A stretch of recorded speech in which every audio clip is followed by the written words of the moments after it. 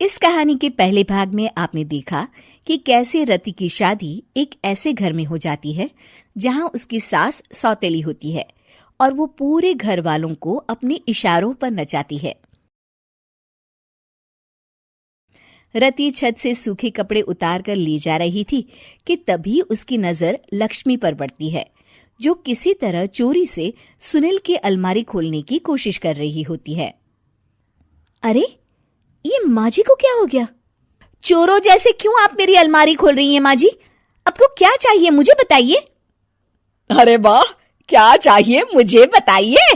अरे मैं इस घर की मालकिन हूँ, पूरा घर मेरे इशारों पर नाचता है और तुम्हें बताऊं कि मुझे क्या चाहिए? हट यहाँ से। और वो उसे जोर से धक्का देती है। जैसे ही लक्ष्मी रति को धक्का देती है, उसके सर पर चोट लग जाती है और वो बेहोश होकर गिर जाती है। रति के आसपास पूरा परिवार खड़ा रहता है।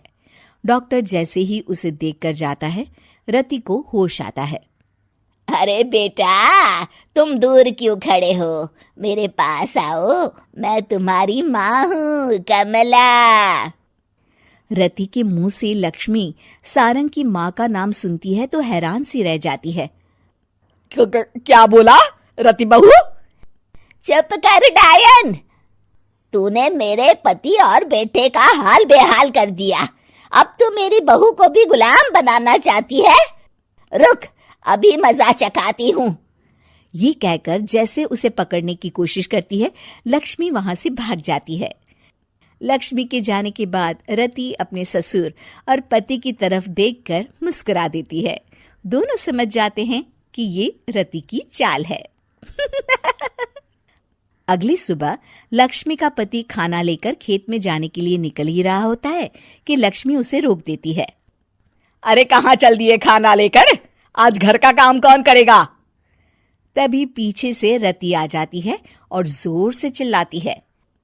कौन इनको काम पर जाने से रोक रहा है? मैं अभी उसे मजा चखाती हूँ। जैसे ही रति लक्ष्मी की तरफ बढ़ती है, लक्ष्मी घबरा जाती है। मैं तो मजाक कर रही थी बहन। आखिर मैं कौन होती हूँ रोकने वाली? मैं तो बस ये पूछ रही थी कि घर का काम कौन करेगा? कौन क्या? तू करेगी। चल उठा झाड़ू और शुरू हो जा। लक्ष्मी पूरे घर में झाड़ू पोछा लगा रही होती है कि अचानक सामने सारंग खड़ा हो जाता है। अच्छा माँ, मैं काम पर जा रहा हूँ। रति के मामा की फैक्ट्री है, मैं वहां आज से मैनेजर के तौर पर काम करूंगा। सैलरी भी अच्छी है। अरे सारंग, तुझे क्या जरूरत पड़ गई काम करने की?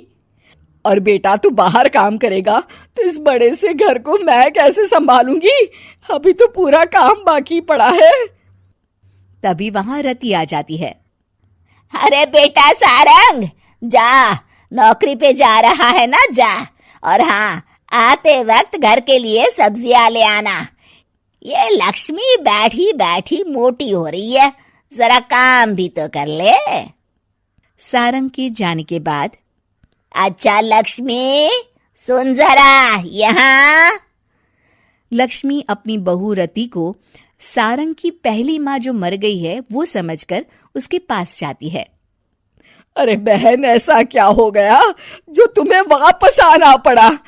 मैं तो बड़े ही प्यार से इस परिवार को चला रही थी।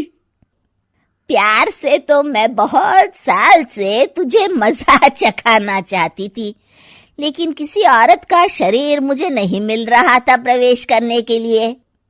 अब से ना मैं बहू के शरीर में रहूंगी। और हाँ, तूने कोई भी चालाकी दिखाई या मेरे घर के लोगों को परेशान करने की कोशिश की तो तेरा गला दबा दूंगी। लक्ष्मी रति के मुंह से ये सुनकर डर जाती है और शाम को अपने बेटे और पति के सामने जाकर कहती है, तुम दोनों मुझे माफ कर दो। मैं अब तुम दोनों को कभी परेशान नहीं करूंगी। और बहू, तुम मेरी बेटी की तरह हो, बस अब बेटी की तरह ही बनकर रहना। लक्ष्मी उन लोगों को इतना कहकर वहां से चली जाती है और उसके जाने के बाद तीनों एक दूसरे की तरफ देखकर हंस देते हैं।